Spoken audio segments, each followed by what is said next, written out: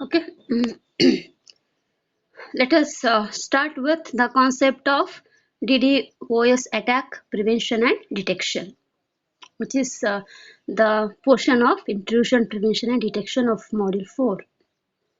The DDoS prevention can be done at the host and inside the network. We can adopt the various preventive measures at the host as well as inside the network. Let us see one by one. The preventive measures at the host. Here, the possible way is to handle the SYN attacks, okay, is by dropping the request for the TCP connections. But it could result in collateral damage if the victim is unable to distinguish between the SYN packets that are part of the attack and those from its legitimate clients. You should be able to identify, okay, the SYN packets which are coming from the attacker side as well as from the whether it is the legitimate clients or not. So uh, the one way to reduce the collateral damage is to categorize the IP addresses as almost certainly genuine, then probably spoofed, etc. You have to categorize the IP addresses, whether it is genuine packets, whether it is coming from the genuine addresses, or whether these packets are the probably spoofed packets, etc. The almost certainly genuine addresses are those with whom normal connections were established and terminated in the past. So, as the load increases, the packets with unfamiliar source addresses are discarded with a higher probability. So, obviously, it will check for the source addresses. Okay, if the packets are coming from the source addresses which are unfamiliar, those packets will be discarded. This is one of the method which can be adopted at the host. Another strategy is again under the very high load condition, okay, to allow the allocation of full buffer of about 300 bytes for a given TCP connection request upon completion of three-way handshake. Okay, so only this is option is allowed only for the TCP connection request. Okay, so once the three-way handshake messages have been exchanged between the two sender and the receiver, a 300 bytes buffer spaces will be allocated for the other processes. So now let us see what happens during this three-way handshake. Okay, if the three-way handshake messages have been successfully done, then only the buffer space will be allocated. Okay, so now here the methods which can be used are, it can make use of the SYN cache or the SYN cookie. So in SYN cache, if the connection is still off open, the minimal information about it will be stored in a hash table that is known as a SYN cache. The various information stored in the SYN cache includes about the TCP sequence numbers, source or the destination addresses, as well as the port addresses corresponding to the source and the destination also. Okay, this is one of the method. Another is SYN cookie, which stores no state information at all for each of the off open connection. It is not going to maintain any information, but what it will do is the responding machines places a cookie within the sequence number field of the second handshake message. In the handshake message, okay, the sequence number field is present, right? So in that sequence number field, the responding machine places a cookie. Okay, so what is this cookie? How the cookie is generated? The cookie is computed as a hash function of the parameters like source address, destination address, the source port number, destination port number, and a secret value. These are the parameters used for the computation of the cookie. Here, the initiator of the connection dispatches the cookie it just received in its acknowledgement message. In the acknowledgement message, the cookie will be placed. Okay, and this message is what? This is the third message of the three-way handshake. In the third message of the three-way handshake, the acknowledgement will be sent, which contains the cookie. So upon receiving the acknowledgement, which contains the cookie, the responder, again what he will do at its side, he will recalculate the cookie value and verifies whether it is matching with the cookie value present in the acknowledgement what it has received. So if both are matching, then the further process is allowed to continue. So that means here, if it is matching, if the cookie which is calculated at the responder side is matching with the cookie present in acknowledgement, then the buffer space will be reserved for the connection. To establish the TCP connection is allowed by allocating the buffer space. Okay, so this will be successful. The allocation of the buffer space will be successful if and only if the three-way message of handshake is completed successfully. So if source IP addresses in the first message of the handshake were spoofed, the cookie in the second message would not be received by the initiator itself, but it is received by the machine corresponding to the spoofed IP address. Right? That is how the spoofed packets are handled here. Therefore, the initiator would not be able to complete the three-way handshake since it does not know the cookie value itself. So, the connection request would not be granted the buffer space. To establish the connection, there will not be any buffer space allocated. Okay, that's the advantage of this method. Okay, that is, we have discussed here the preventive measures at the host. The first method is by identifying the IP addresses, whether it is almost certainly genuine or whether it is probably spoofed like that. And the second strategy is the allowing the TCP connection request only upon the completion of the three-way handshake messages. So it can make use of the SYN cache or the SYN cookie method. Now let us see the preventive measures inside the network. So in the network, the various preventive measures is to implement the measures to closure to the source of the attack for frustrating the DDoS attacks. So one of the measure is the egress filtering.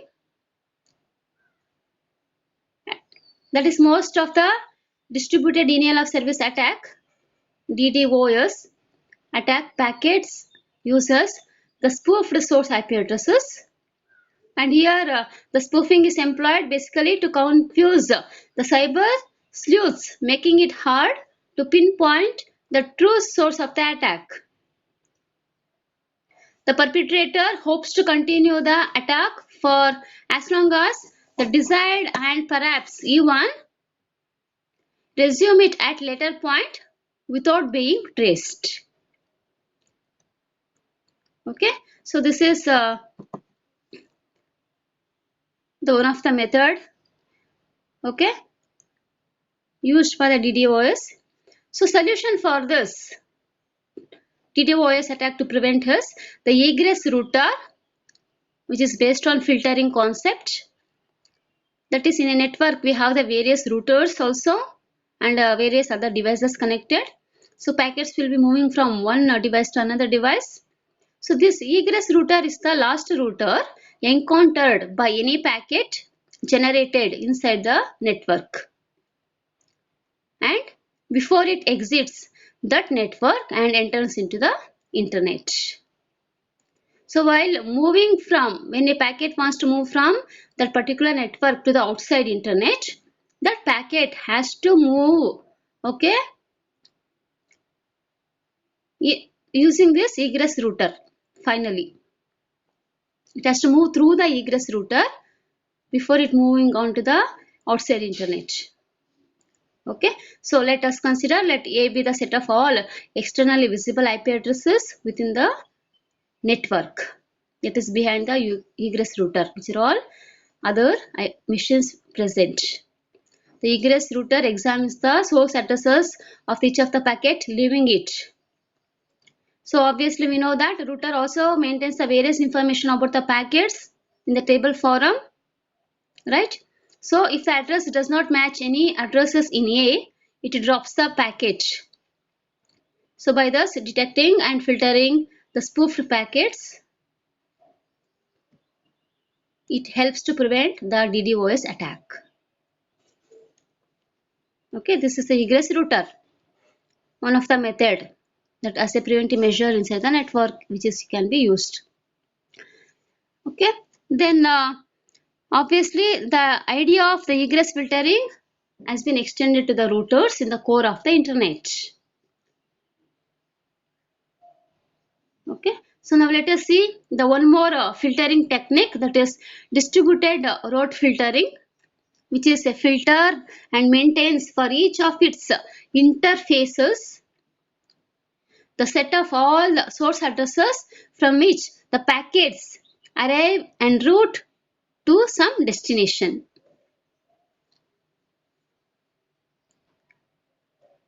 Okay, and this router uses the BGP routing information. BGP stands for Border Gateway Protocol.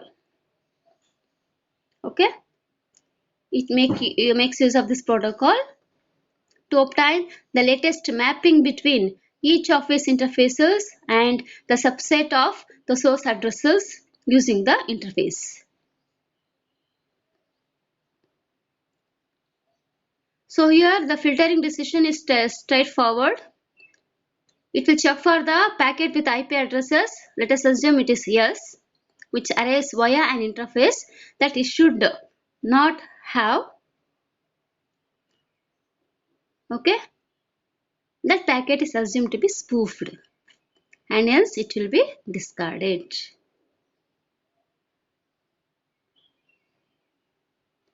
Okay, that is how the packets are discarded, using the interface and the source IP addresses. Okay, so here we have a figure with respect to this. As we are seeing here, the first diagram, the router node 9 is one of the router here, and it is connected with various interfaces A, B, C, D and E, and each arrow mark corresponding to the each interface is labeled with the source IP addresses. That means from which are all the source IP addresses it can accept the packets. So for example, we are seeing here the node E can accept the packets from the source addresses 246, 10, 12. C and D 2378, D is 378, B is 157, A is 15, 10, 11 and 12. Okay, as we are seeing here, right? That is, the router is connected with the various interfaces, and for each of the interfaces the source IP addresses are given here, from which that particular interface can accept the packets. Okay, so the packets from the same source may enter the router through the different interfaces also. Okay, so for example, here we have the interfaces C and D, where we are seeing the source address 7 and 8 are permitted. That is, the packets from the source addresses 7 and 8 can go through the interface C to the router. Similarly, the packets from the same source addresses 7 and 8 can go through the interface D through the router. Similarly, the 7 packets from the 7 can also go to the interface B. Okay, and here all the interfaces, okay, except the E, because here the interface E, it can accept the packets from the source IP address 4 also. Okay, no other interfaces are allowed to take the packets from the source IP address 4. Only the interface E is allowed. Okay, so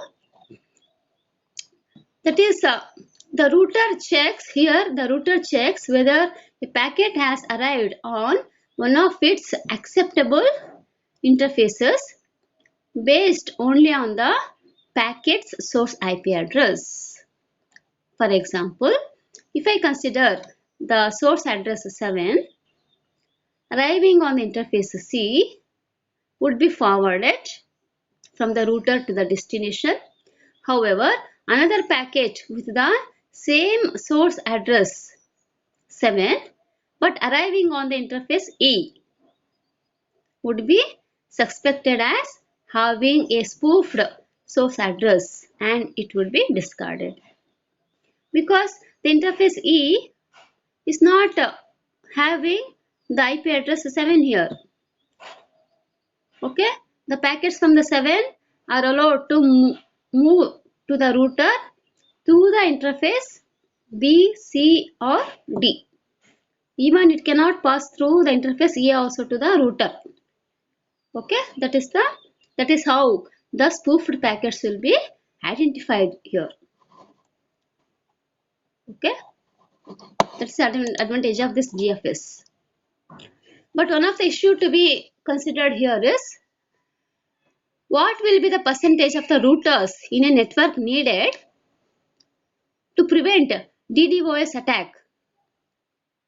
Means the routers which is having this DRF method.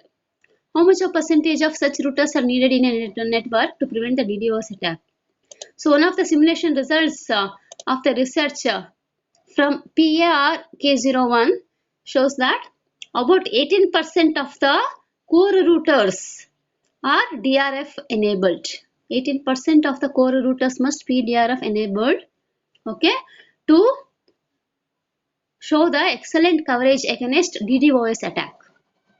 Okay, therefore, the reason for such a optimistic cost estimate is peculiar power law topology of the internet. That is what we are seeing here. That is the internet in the form of power law graph. This is the second one, where we are seeing here the outside bunches. To this outside bunches, only a few nodes are connected. Okay, this is the concept of power law. That is as shown in the figure 22.2b. A few nodes in the network are connected to just a few.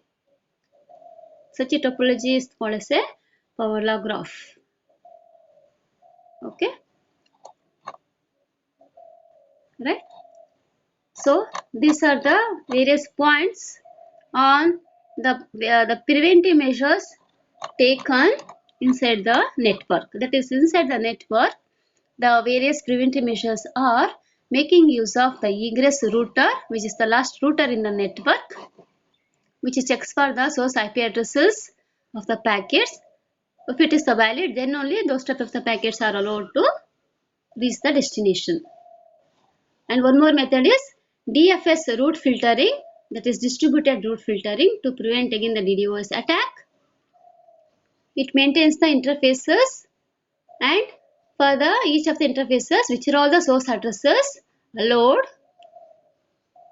okay, to accept the packets to send to the router. It makes use of the BGP routing information. Okay, so now up to now we have discussed about the DDoS prevention with the preventive measures at the host as well as inside the network.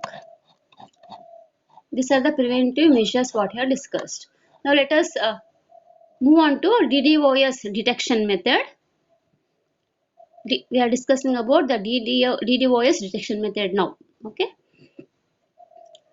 That is previously the methods which we have discussed, egress as well as DRF are all the preventive measures in the network.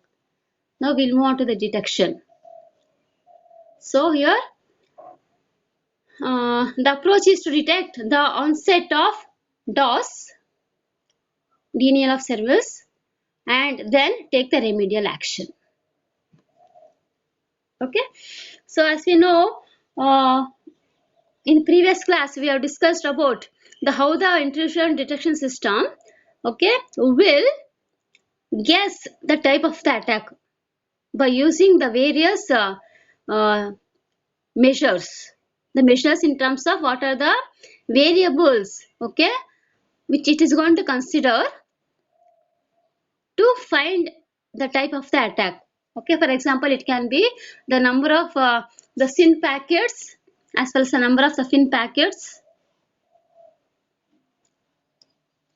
Okay, so in a SYN flooded attack, the victim sees a disproportionate number of SYN packets compared to the FIN packets. SYN packets will be more compared to the FIN packets. So by a SYN packet, we mean that any incoming packet with a SYN packet is set. And the purpose of using the FIN packet is sent by the side that wishes to terminate the TCP connection. Okay, so if the other party agrees to terminate, it responds with its own FIN packet. Therefore, the SYN and the FIN packets usually occurs in a pair. The FIN packets should not be more than the number of SYN packets. If you have 5 number of SYN packets, I should also have 5 number of FIN packets also corresponding to that particular SYN packet. Okay, so based on this concept, okay, here let us see how the detection system can be constructed based on the number of SYN packets and the FIN packets. Before that, let us see with respect to this diagram. That is, as we are seeing here, the A and B are communicating with each other. Okay, A sends the SYN packet with the value X. B will be sending the acknowledgement by incrementing the value of the X, and also the SYN packet with the value Y. With respect to Y, again A gives the acknowledgement. So to terminate the connection, A is sending the FIN packet to the B. So acknowledgement received from A from the B side. Similarly, B also sends a FIN packet to terminate the connection with A. So acknowledgement is sent back from A to B with respect to the value Q. Right? So here we have 2 SYN packets and 2 FIN here. Right? So number of SYN is matching with the number of FIN packets as we are seeing in the diagram. Okay? That is the TCP connection establishment and termination with SYN and FIN. And here in the figure B, what we are seeing here is the timeline corresponding to the SYN packets arrival and the FIN packets arrival time during the time intervals T1, T2 and T3. Okay, so here the top line shows the times of the SYN packet arrival, the bottom line shows the corresponding FIN arrivals. The time is slotted into fixed length observation intervals T1, T2, T3, etc., during which we record the number of the SYN arrivals, and the corresponding observation intervals for FINs T1, T2 are shifted to the right as we are seeing here. Okay, it is shifted to the right by the average duration of a TCP connection.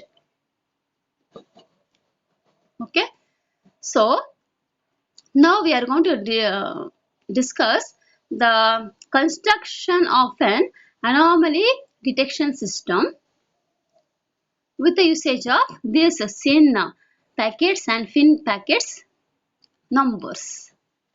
So we are going to use the notation SI, which stands for SYN packet arrivals in the ith observation interval.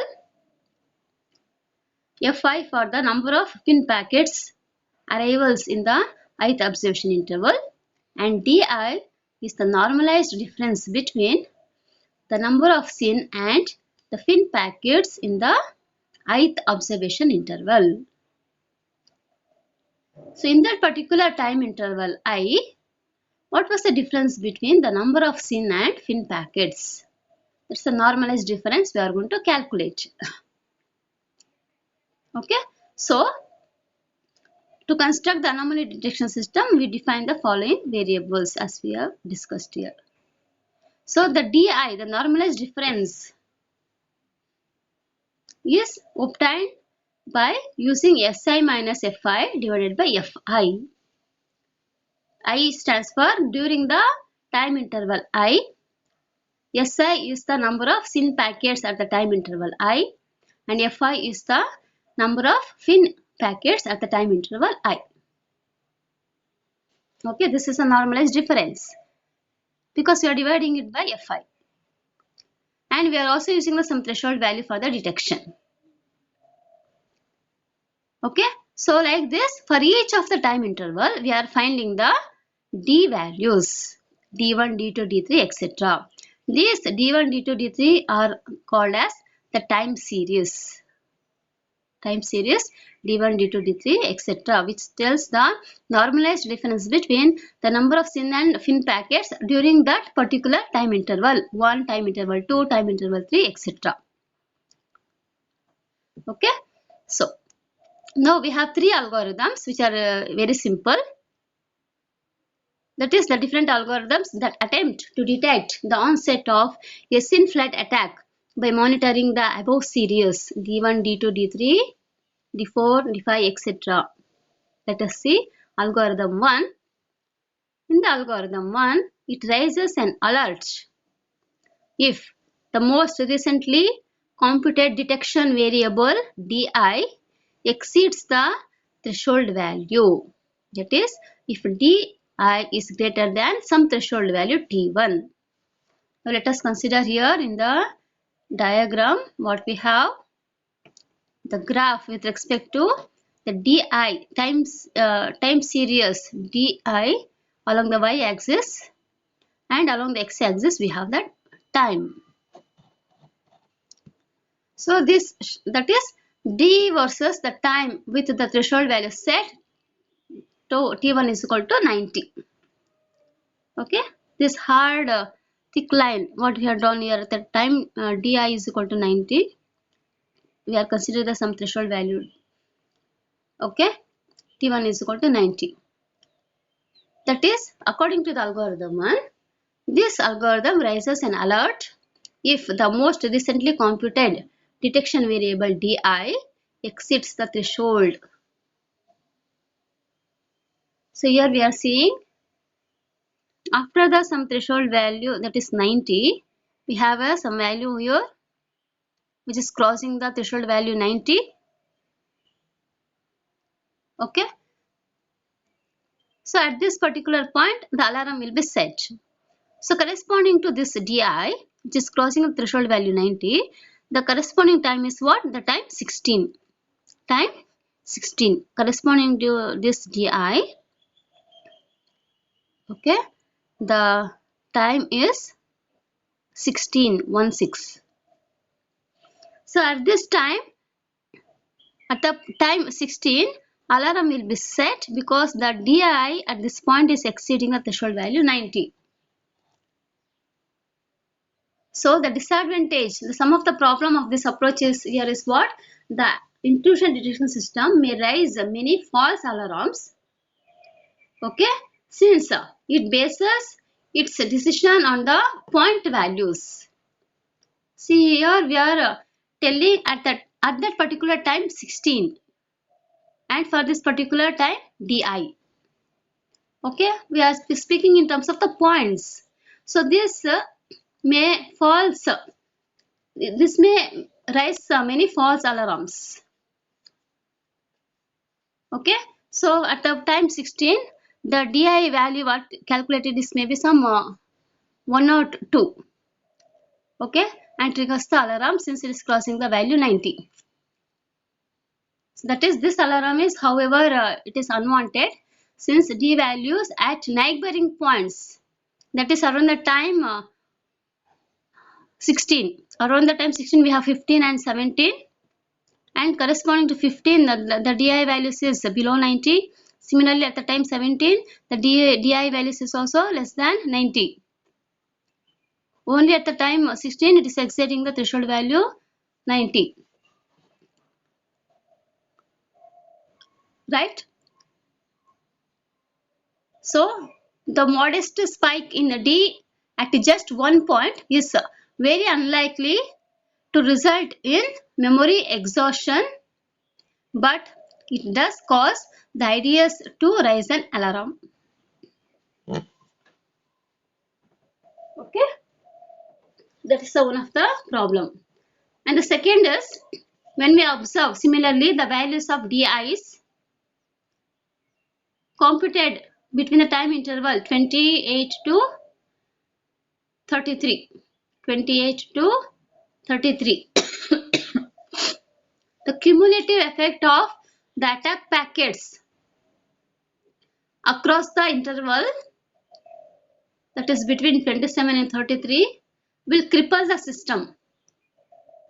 But this algorithm will not raise an alarm since these DI values are below the threshold value 90. Right? This is below this 90 value, all these DI values what it is calculated here.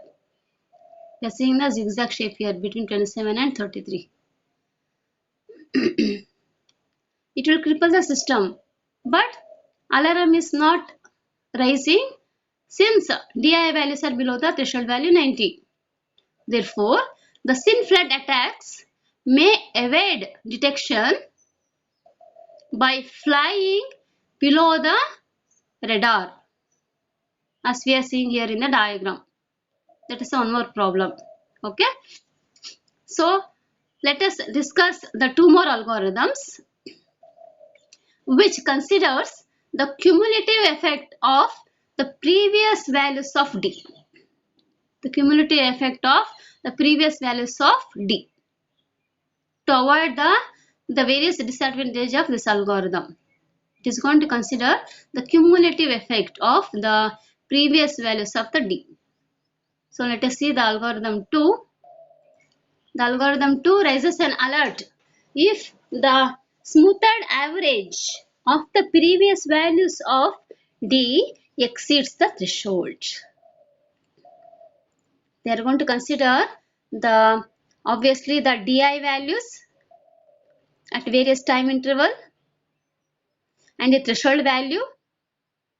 The algorithm one what happened here, only one DI was considered here which was exceeding the threshold value and at that particular point of time. Now in algorithm 2 they will consider again many such DI values which exceeds the threshold value and average of that will be computed. Okay, so let us see how to compute. It will make use of the exponential smoothing. The decision variable at the end of the ith observation interval is the smoothed average. So SI is computed using the formula SI equal to, SI stands for what again?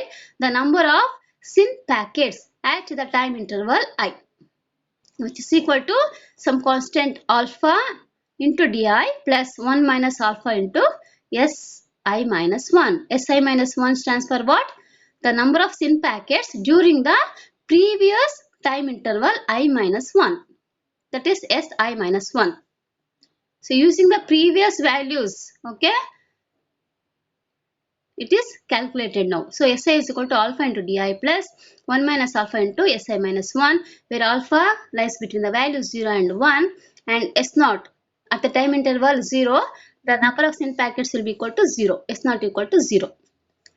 So the above expression for Si can be expressed iteratively by repeated substitution of Si minus j in terms of, Si minus 1 in terms of Si minus j minus 1. Si minus j is nothing but what? The number of SYN packets present at the time interval I minus j.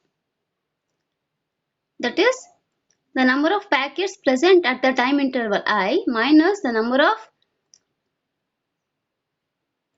time interval. If I consider I is equal to some value time interval 5 and j is equal to some time interval 3. So 5 minus 3 will be equal to what? 2. That is the number of SYN packets at the time interval 2 is S of I minus j.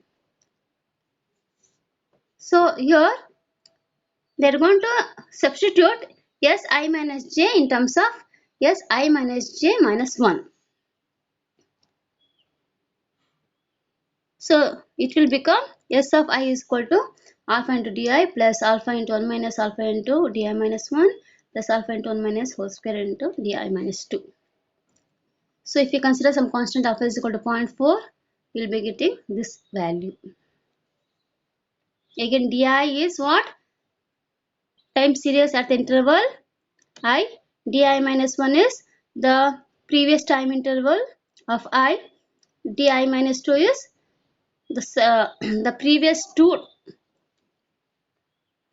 second time interval with respect to I. So here using this, the decision variable Si is the weighted sum, okay, of di minus 1, di minus 2 with decreasing weights assigned to earlier values of the d.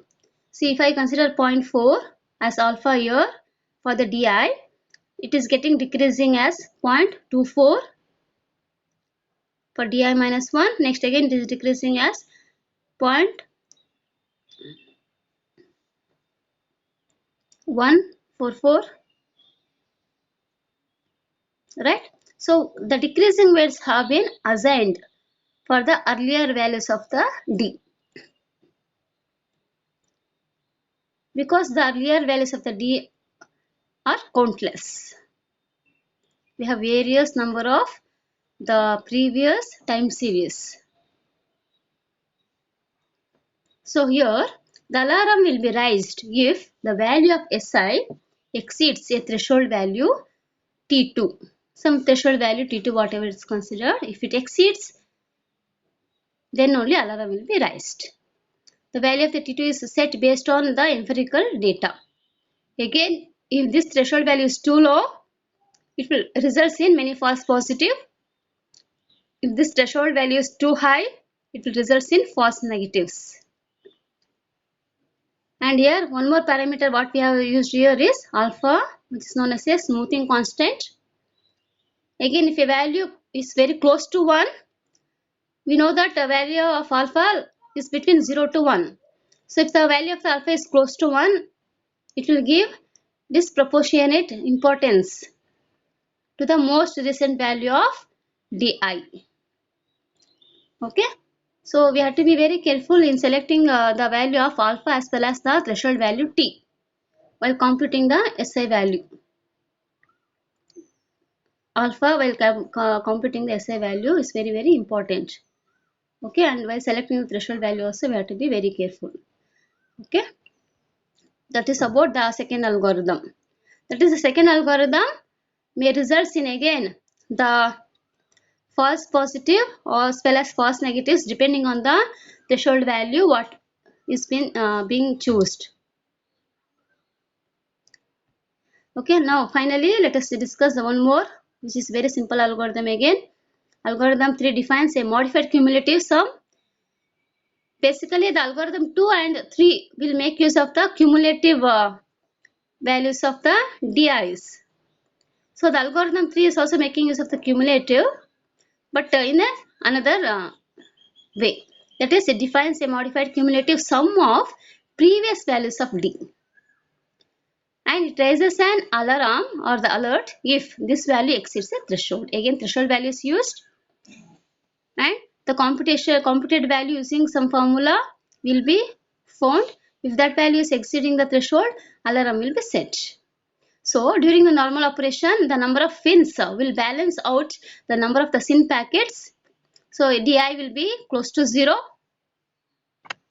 Okay, now here in this algorithm, we are going to use one more variable known as the U as an upper bound on the mean of DI during the normal operations.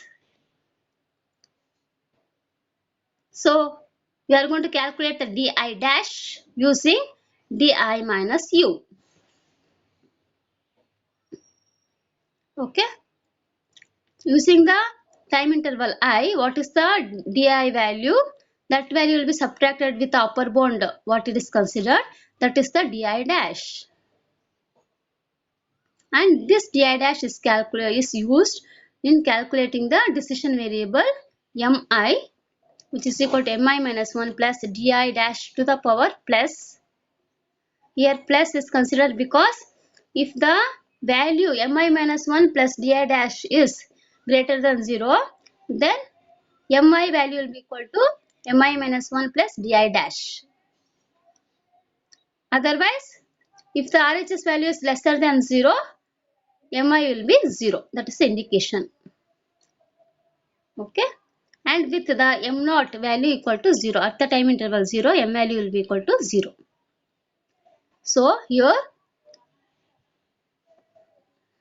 again threshold value T3 is considered here. If the calculated Mi value is greater than the threshold value T3, the alarm will be set.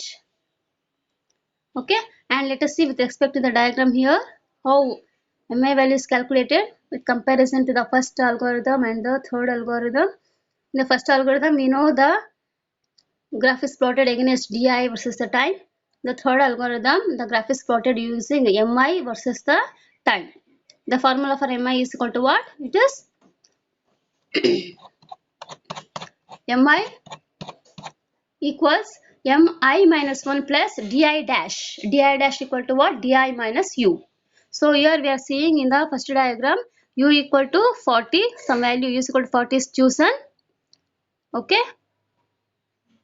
And Di dash is found using the formula Di minus 40. So for example, here at this point, we have Di is equal to 20. So Di dash equal to what? This 20 minus 40. That is again, it is a 20. Di dash is equal to 20. So Mi is equal to Mi minus 1 plus Di dash will be done. That is to calculate the Mi, the previous value of Mi is considered. If I want to find the M value at the time interval I need to consider the M value at the previous time interval. Okay, so only the formula Mi equals Mi minus 1 plus Di dash. Di dash equal to Di minus U. U is some value we have chosen here, U is equal to 40. Now let us see here how it is calculated. Now, obviously the Mi calculation depends on Di dash, and Di dash depends on what? Di and U. So now we are comparing the values of Di and Mi. So here what happens here is, at the time 1, we have the value of Di. Let us assume it is 21. Again, this 21 is lesser than what? 40. Okay. So now here what happens? When we calculate the Di dash will be equal to what? Di minus U. That is Di dash, that is D1 dash equals to D1 minus 40. D1 is 21 minus 40. I am getting what? Negative values. When you subtract 21 minus 40, I will get negative values. So obviously, when you calculate the Mi value, that will be negative.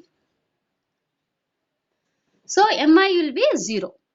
So at the time di, since di is lesser than u, at mi value will be 0 at the time interval 1. M1 will be equal to 0 at the time interval 1.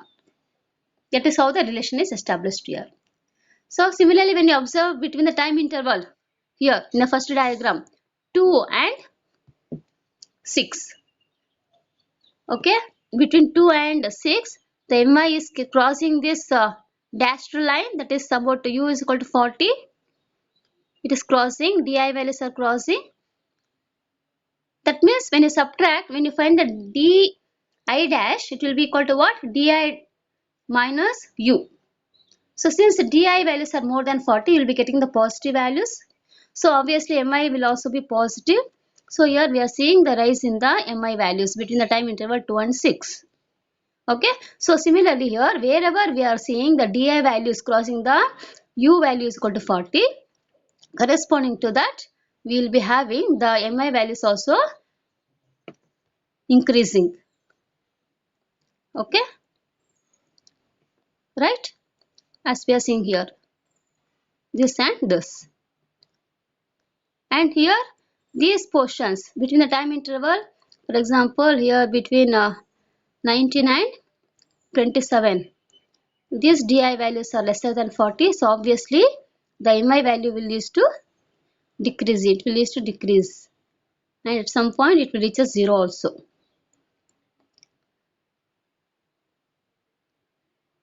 Right.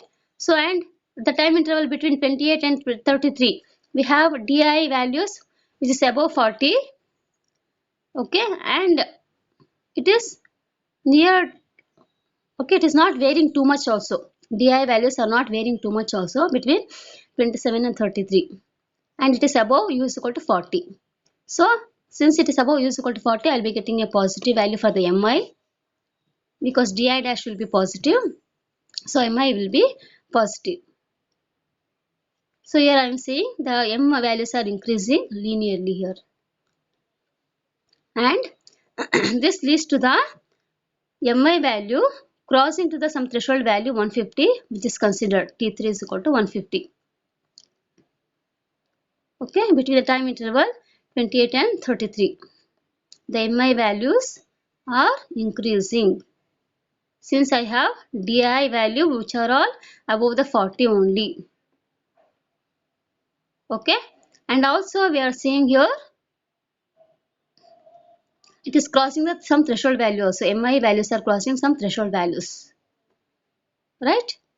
So at this point for mi which is equal to from above the 150, the alarm will be set. Okay, but here in the diagram D1 with respect to algorithm 1, what happens? It will cripple the system for these many di values. Okay, for these many di values, it will cripple the system, but the alarm will also be not set because it is not exceeding the threshold value 90 according to the algorithm 1. Okay, but according to the algorithm 3, okay, so it is crossing the threshold value also, and it will allows the system to raise an algorithm. Okay, so that means if a di is slightly above the value u, the mi value also increases monotonically. Okay,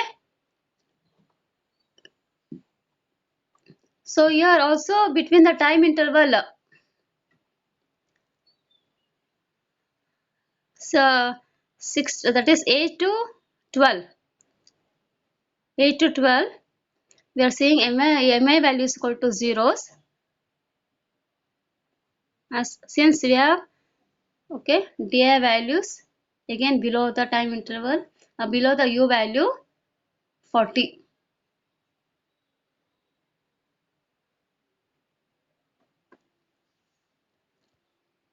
Okay, so this is about algorithm 3, which calculates the mi value using the equation mi is equal to mi minus 1 plus di dash the power plus, depending on the upper bound u, The di dash is calculated as di dash is congruent to di minus u. That is, the algorithm 3 defines a modified cumulative sum of the previous values of the d and raises an algorithm if it exceeds a threshold value. So using the algorithm 3, the false positive and false negative encountered with algorithm 1 are avoided here. Okay, that's the advantage of algorithm 3. So today in class we discussed about DDoS prevention and detection measures. Okay, so students, in the mail in the Google class I have shared the Excel sheet. Please fill up the details. Those who are doing PBL, you have to give the your batchmates USN numbers as well as the topic. And second sheet about the students who are not doing the PBL, please fill up the information. This helped me to do the finalization. Okay, I have sent the notes in the Google class. Please refer to the Google class. Okay, for the notes for the today's session.